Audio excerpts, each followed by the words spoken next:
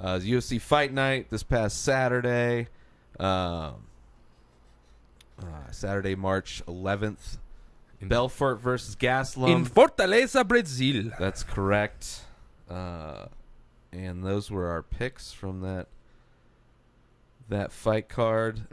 Everybody made weight, right? None of the fights canceled out. Was there a late replacement, or that was? I think we got the pick in for that. Yeah, all the fighters that we wrote down fought on the card. Yeah. So everyone made rare. weight. There was one draw. Yeah, everybody made weight. So let's get started. This was an FS1 card, and we're starting with the Fight Pass early preliminary fights. We have Gareth McClelland versus Paulo Borrachinha. Super quick win. Yeah, the Paulo guy hits hard. Yeah, wasn't not fucking around. Was doing nice combos, keeping Gareth, kind of keeping him within his... Keeping what? Shit, he just kind of blitzed him and just never let up on him. It was great. Good win for Paulo. You had Paulo. No, you chose Barkopoulos. I chose McClelland. Yeah, McClelland in that fight. Oops. But KO first round for Paulo. Good way to start off the card. Absolutely, yeah. So the next fight, the feature bout of the Fight Pass prelims, was Ronnie Jason or Hani Jason. One of these guys likes it pronounced with the hard R. That's yeah. Okay. So this is Hani Jason versus Jeremy Kennedy, Mr. Junior Bacon Cheeseburger himself. That's right. Which the tattoo under his arm, I noticed the first time, but I was like, is that like kills, like his wins? And it is. He has 5, and then behind it is 4 more, and this was his 10th win in a row. So we'll see if he gets that hash mark and have it. That's his tally for wins. It'd be funny if he starts losing and he goes on the other side. Now he so here's my record. He just dropped down to 145, right? I guess, yeah. Yeah, and because his debut was at 155 for Kennedy. Yeah, don't really remember, but sounds good. And he looked great. He's huge, 145, like 5'11". Yeah, still super young. He's like 24. Yeah. And this was a good back and forth fight. Yeah. I still think Kennedy won the fight. Yeah. But Jason dropped him with a couple of knees. He looked amazing in the first minute and a half of the first and second round. He good. He connected a bunch of times, knocked him down with a flying knee both times. But first time they never replayed the first one, so I couldn't tell if that one was more of a slip or. They were both. I mean, they connected, but they weren't like, they didn't put him down like some of the knees we saw. There was a lot of knees, like jumping knees thrown in this whole card, which is weird. But the second round was boring as shit. He was like, he was wrapped up. Kennedy just wrapped him up from the bottom the whole time. So kind of a boring second round. Well, I mean, that's on Jason. I know Jason wasn't able to get out of it. And then they stood him up, and and then Kennedy looked great on the third round. But good win for Kennedy. Good fight overall, except for part of that second round. But I had Kennedy, and I won 2 up now. I went with the Junior Bacon Cheeseburger. Right, good call. So now we have Michael Pizarris versus Josh Berkman for the first fight on the FS1 prelims. And you chose Berkman. I did. I thought, they both have a bunch of fights, but Berkman's got more UFC fights, and his style, he's more of a grinder, so maybe he's going to wear him down. Super, short, no reach. Yeah, but he's 20-2. Well, now he's like 21-2. And it's just mauled him from the start. Like, even worse than the earlier fight, the first fight. Like, this was just almost like early Vitor wins where he just mauls people. I thought that it could end up for a second like when he fought Lombard and made it through the blitz. Yeah. I mean, that's the thing. Like, the blitz is coming. Yeah. Like, a lot of times stereotypically the fucking bigger guys tend to have more of a blitzing style, and if you can weather that, then you can come back like fucking Rumble, who's fighting. Yeah, well, this dude just didn't stop. Yeah, I mean, he ended it. He connected a bunch of times. Big John let Berkman try and get out of it. Berkman's a vet. Exactly. Big John knows Berkman. Yeah. It was a good call to let it go because he almost did make it, but in the end, you just... I mean, it's too much. fine. Yeah, it depends. You got to know... If you know the fighter... If that was a new guy, just some new young kid, it's over. It would have been like, oh, no. Prazeres is destroying it right now. But Prazeres looked great, man. I mean, we'll see who he fights next. I'm sure as he gets into the higher rankings, you're going to get way more well-rounded people that are going to be way better at avoiding shit. But his main thing's jiu-jitsu. Yeah, but, it's people with matchups. He likes to stand up. It was a stand-up fight, so who knows? Just as he goes up, it seems like his style, he might run into problems. So I'm up 3-0. Yeah, which is fine. Night's looking good.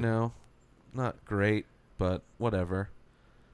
So the next fight up is Ronnie Yaya versus Joe Soto.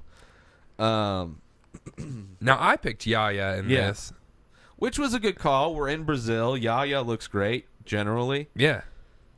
But Soto looks great, too, even though he's kind of new. Well, I guess he's been around. His first fight was against TJ, right, for the belt? Yeah, his first fight in the UFC. Yeah. That would be shitty if that was your first fight. First fight in the UFC, going from like a small organization. You were going to be the first fight, and you want to headline this? You know how you're going to start the fight back? You want to fight like 7 hours later? Dude, I compare it to just doing being an opener at a comedy show, and you do 5 to 10 minutes at the beginning. Yeah. And they're like, hey, the headliner's sick. You got an hour? Well, you're up, big guy. Sold out show. And you're like, what? Hey. Yeah, except for the material length is completely different. 5 minutes versus 60 minutes, where it's 15 minutes versus 25 minutes. But I'm just saying that anything of that caliber where it's just like a...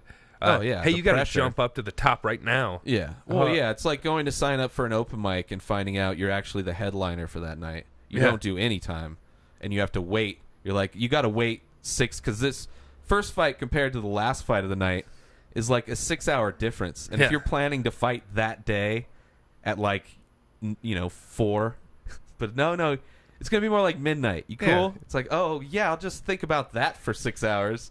But yeah, and he didn't look horrible. Oh, but the bloodiness. This fight was Yaya looked great. Was the second round? Yaya looked good in the first round. Yeah. Well, it was the second round. And in the second round, they collided heads.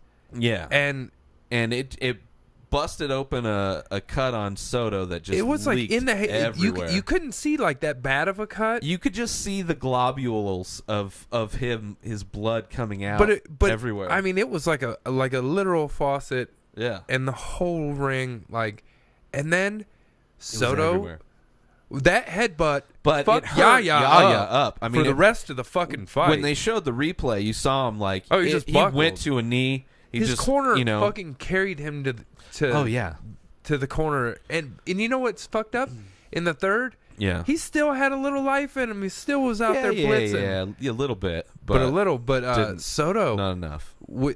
Leaky head and all, didn't give a fuck. A lot of grappling. Nothing. Yaya was just. I mean, it was constant transitions. Yaya kept getting out despite being exhausted. Like every time Soto would try, and they're greased up with blood, so it's like so much blood. It was wrestling a fucking drunk pig, right? Everybody knows what that's like. Yeah, good analogy. I don't, but so Soto wins it. Good win for him. So you get your first win. Yeah, no skunks, which is fine. Yeah, it's like, okay, that layer of pressure's off. Which I wasn't too worried. I mean, like, out of all these fights, I gotta win one. So next up is Davi Ramos versus Sergio Moraes. And did I pick Moraes? You picked Moraes. Yeah. I would have also. Ramos was late. Yeah, 9-day a replacement, and normally lightweight. Yeah, And he looked pretty good, but Maurice didn't just do it. He just well, Maurice had the reach advantage, so he's able to avoid a lot of shit, and then he landed a few strong hits. I mean, it wasn't super action packed. Yeah, it wasn't super action packed, but it was. But percentages, he was more accurate. So you wasn't seeing him miss all the time. Like you saw him miss like a third more. Which doesn't look good when you see the guy throwing punches all over the place and just hitting air. Yeah. So that's 2 for you now. Yeah. Come back. But decent fight, not super. I was bored with it. I think it was, yeah. Out of like those kinds of fights where there's not a whole lot of engagement, I enjoyed it a lot more than fucking the last championship was going fight. Like blitzes. It was more exciting than the last championship fight we saw.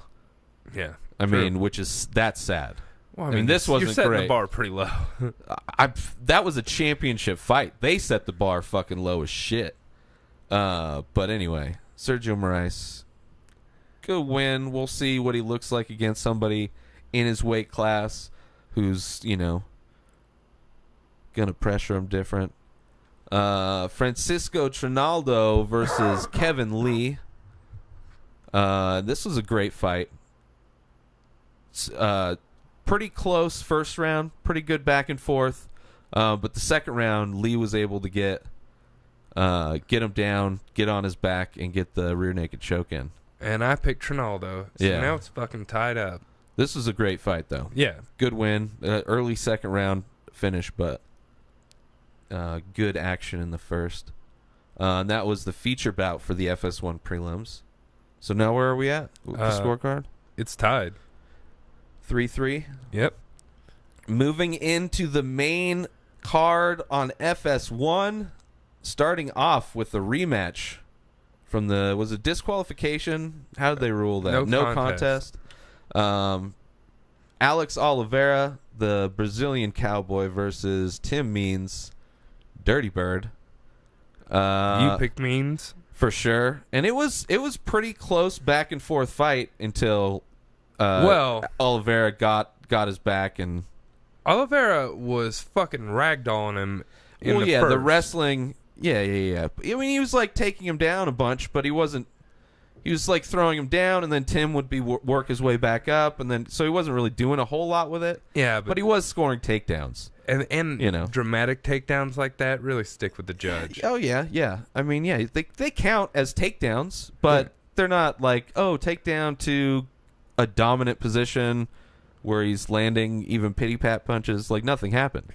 He did slam him to the ground. Sure, but that's all he did. Yeah, which is fine. They were out of takedowns. It wasn't like a double leg on the fence where the guy just gets back up, which is pretty low damage. But getting slammed to the ground sucks. Yeah, I know. That's what I'm saying. At least at least it's that's what I'm saying. If it was up on the cage where it's just a double leg, there's not a whole lot of impact on that versus getting slammed. But it's still just a takedown. In both cases, he just gets back up, and so it's like landing. It's like landing a really good kick. They were both landing which shots. is fine. It was pretty close fight. I thought up until, it was a good fight. I enjoyed it. It was a good fight, the first fight, too.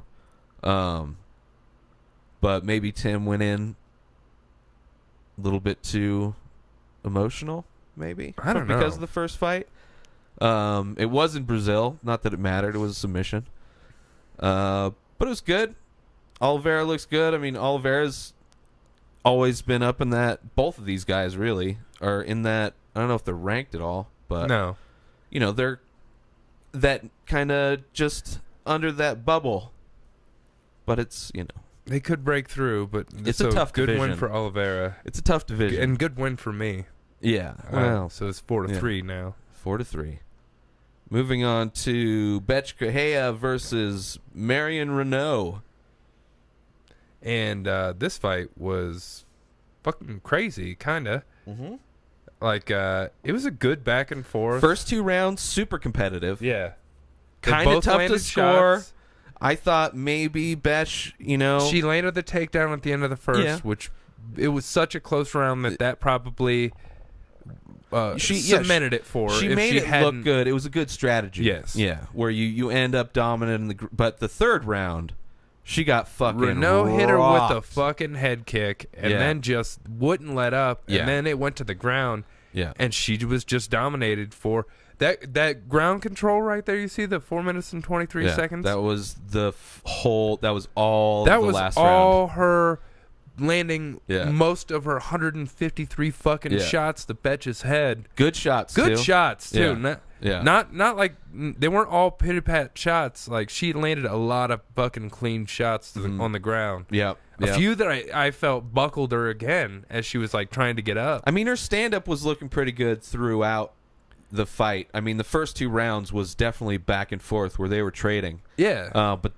the last round, for sure, 10-8 round, which must have been what? Because it was one judge gave it for Renault, 2 judges gave it a draw, which most likely would have been. Yeah, I mean, the only other thing I would say, because I mean, either of those first 2 rounds could have gone either way. I think with the takedown in the first and second, she made it look good. Yeah, but I don't know, because those are just, what did she do with those takedowns? I mean, but I mean, everything else was even besides that, so that's like the tipping point. It was like an old GSP title defense strategy. Yeah, I mean, for the last 30 seconds and take them down. So yeah, draw works for me, and I like that. I had Renault in that, and so at least one of the judges gave it for her. Yeah, I was good with that too. And Betch did a very interesting post-fight dance, grindathon. It was something. It is weird, man. I thought she was gonna start twerking, but like then it went way. And then it started. That would have been. And then she that would not have been humping. good. Yeah, she went like. I saw a video on the internet, which I had seen before, but it came back up on like Reddit or whatever, and it's like somewhere there's like a funeral, and there's like these chicks grinding on the casket. I think I just and it's saw like a party going on. That's what it reminded me of. And it was almost as inappropriate a place, like grinding on, but it looked like everybody was happy. That was her, I think, had just one dance. But it was like draw. But her like, I think I won dance was like bad strip club dance. Yeah. But clearly at a strip club. You're not going to see that dance, well, aside from the Octagon now. It's not a dance you're seeing maybe in some clubs, I guess, but that's not dancing. That's just like decorative. And Marion, like fucking. It's like 39. Dry humping. Her age? Yes. She looked great. Yeah, she did. They both looked good. Betch looked way better than she's looked, because that was a good fight. Yeah. So far, was there any fight of the nights yet? The first fight where the dude blitzkrieged McClellan. No, but there's no. They didn't mark the bonuses down. Interesting. Maybe they don't do them anymore. Yeah. I mean, it was maybe, I don't know. Who knows? I mean, for sure, people had to have gotten bonuses. Is it on there? No. Fucking Wikipedia. Because Barboza, I mean, that's a highlight finish, which we'll get there. But good. I wouldn't mind seeing that go, but run that back again. I mean, I don't really know in that division what's for either of these. It was clearly a close fight, a good fight. Yeah.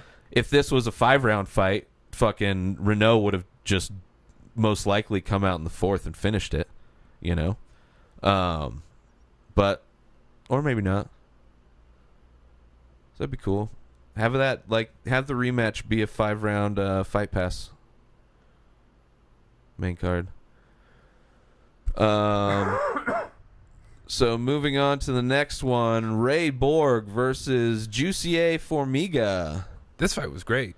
This was a great fight. Back and forth, transitions, everything. Like when they hit the ground, it was like 2 squirrels. Yeah, it was crazy. Yeah, like underneath, above, like around. Mm-hmm. And light. What are they? What's that weight class? 125 flyweight. Yeah, that one is. Yeah, so. And I think this was, I forget what they're ranked, but they're right up there.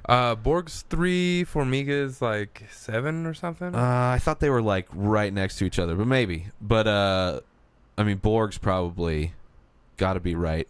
They both look great. Yeah. But Borg,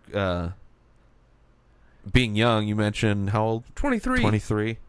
Fucking definitely. Annie's looking better, I think. Can't really remember. I know the last one he not lost weight, but missed weight. Yeah. This one he didn't have any problems, but yeah, this was a crazy fight though. Good win for Borg. For sure. And you picked Borg and you won. Yeah. That fucking draw hurt. It's tied again. Is it tied again now? Yeah, it's 4-4. Oh, it's just all right. Well, it's at least I enjoyed the rest of this card, despite the outcome. So next up, Edson Barboza versus Beneil Dariush, and another great fight. Yeah, it was a really good fight. It was pretty back and forth until Dariush it was over. was landing a lot of clean shots. Yes. Barboza was getting tagged up in the first. Never really. I guess he got staggered. He almost landed double the shots. Yeah. Oh, for sure. The first round, Dariush was looking great. Dariush was throwing real nice leg kicks where, you would think that Barboza would be the one. He did catch him with some good leg kicks himself. Yeah.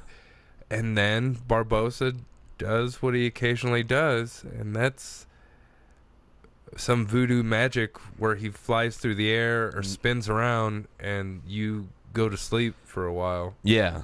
And it was crazy because Beneil was coming in on a jab, connected with a jab, and without being phased, and went for a shot.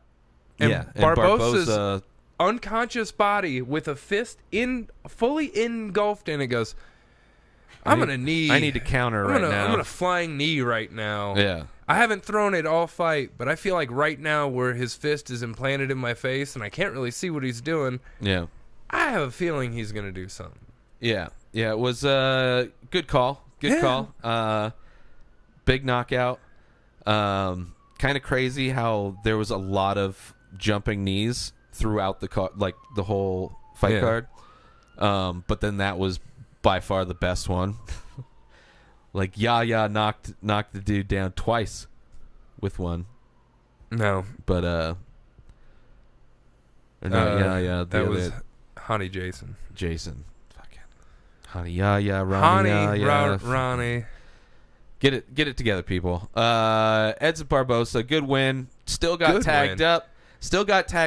No one's ever gonna remember that. 155? 155. No one's ever gonna remember that. Well, shit. They better when they're thinking of performance wise. You get I get it. You get a highlight knockout. Doesn't mean you're like.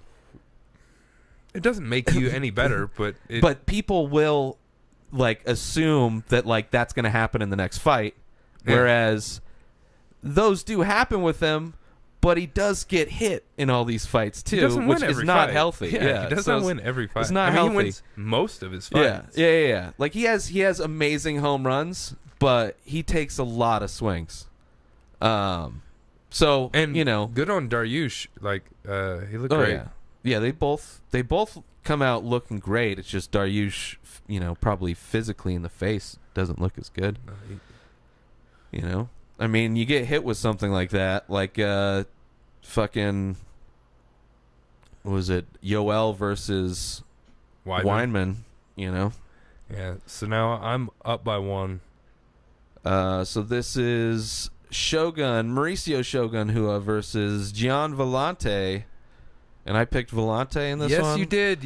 As you just taunted the old man Hua. He's not the old man of consistency, that's for sure. So it's tough. He's about as consistent as Weezer albums. Every other one's good. Well, he which is all right. I guess. He got hit. He got hit. This was a good fight. He got staggered. This is a good fight. Even though I lost this fight. I did enjoy rewatching it because it was definitely back and forth. John, once Shogun really rocked him, I think he fought a little tentative for the. John was not listening to his corner at all. Shogun was listening to his corner more than he was. Shogun hit him with a 1-2. He's like, yeah, that's what I want you to do. He said, that's what you're supposed to do. Do that to him now. Yeah, it's you know, but Shogun. See, this pieced fight's him like up though. This fight's just like, yeah. I mean, it was good, but it was back and forth. You know, it was Shogun until 3/4 of the time, and then 1/4 of the time, John had hit him with a decent shot, and you'd be like, "Oh shit, oh shit!" And then they're Shogun both throwing hard, so it's like you could hear it like heavyweights. They almost. landed almost more simultaneous jabs in this fight than I think I've seen in any of MMA history. Yeah. They both had a pretty crisp jab. Yeah. And were trading it at the exact same time and both eating it. Yeah. Both eating it. Yeah. But occasionally Shogun would throw the 1-2 and then follow up with the 3-4. It's like a case of somebody who's super experienced, especially been champion everywhere. It feels like there's like a gnat. It's the disease of the hat. Yeah. Oh, Jesus. That's what the Native Americans felt like. Sorry, guys. I sympathize. So Vellante needs to somehow listen to his corner, and then also, in a few of his fights, at least that I can remember, his gas tank isn't very good. I'm gonna, and I don't know this for sure, but I'm gonna guess because he got tagged Vellante? very soon in the fight, like right when the fight started. Shogun hit him with a real good shot. Yeah, I bet that John doesn't remember a whole lot of this fight. Probably, that's true. That would because make sense. I've been in a fight before where I got cracked in the beginning of the fight, and the fight happened for like 2 minutes, and I don't remember any of it. I mean, that's a common thing fighters say too, where they sit on the stool and they don't know what round it is. So I mean, here in his corner, he's just out there. I remember Frank Mir at the end of a fight. They were like asking him which hotel in Vegas they were at, and I think he said a few, but they were all wrong. They were like at the MGM, and he's like, "Oh, we're at the Palms." But yeah, good win for Shogun. Interesting. This is light heavyweight, right? Yeah. So. Shogun was still ranked 6th before this happened. Yeah, I mean, he was coming off a win too. I think he beat. This is his 3rd fight in a row that he has won. He's on a 3-fight win streak. All right. So, old man might get one last shot at something. But this is another one where it's like, if I don't have any desire to see him fight for a belt, that should not happen. There's no reason for that to happen. If Dan Henderson gets to fight Michael Bisping, but that was a rematch. What rematch does he have? Oh, he's going to fight John Jones. You want to see that fight? Is that going to be competitive at all? Let him fight Rumble. Oh, you want to see a man lose his brain in the octagon?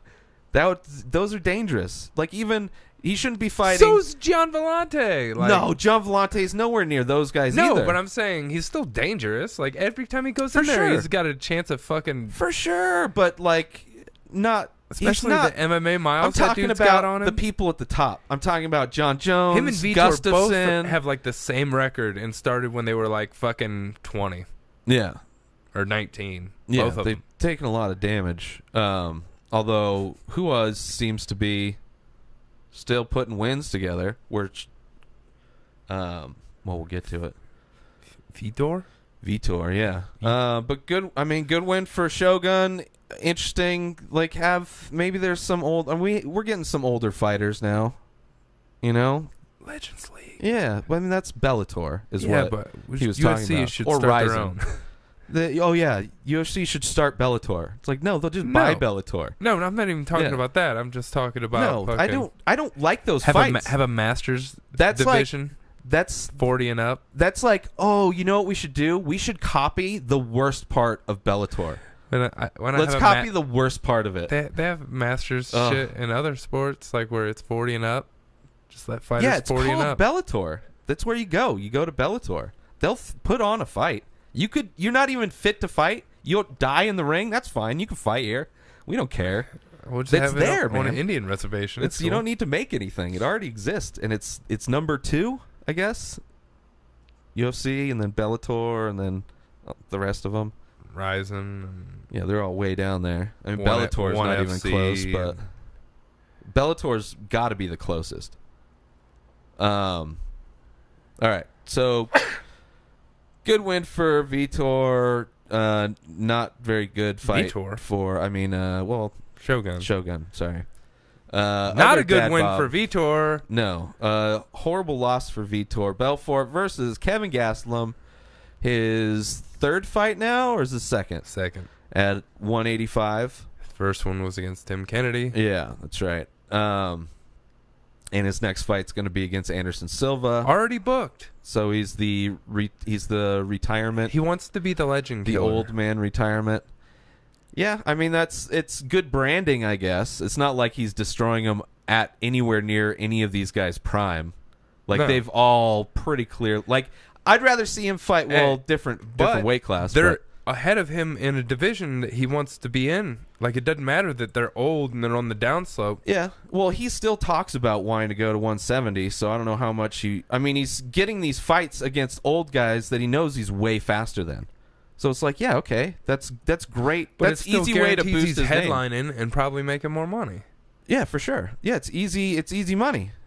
And it's getting his name out there to be like, hey. And he doesn't have to worry about being disciplined and cut weight. Because everyone is like, hey, Vitor Belfort's fighting. Let's check it out. And they're like, he's against who? Building his Kelvin name Gastelum. off of these guys. Yeah. Yeah, for sure. But Tim Kennedy? But you got to Come also... on. But, I mean, I could see, like, if you're just a casual fan and you're just seeing names, but it's like, okay, but I know what names... It's like somebody who said they beat Jordan, but this was like... way later when he was playing for the Wizards. The only other people in the division would be, all right, put him up against Jacare or Yoel. He's getting destroyed against those guys. But I'm saying, like, they're the top 4. Yeah. He's number 10. He's fighting dudes in between. He needs to bulk up if he wants to fight in this thing. The only reason he's beating these guys because he's fast. And these guys are all slow. Anderson Silva's fucked because he is very slow now.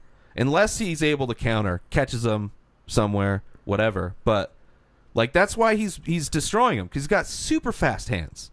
But I mean, even Vitor, like Kelvin didn't just walk through Vitor.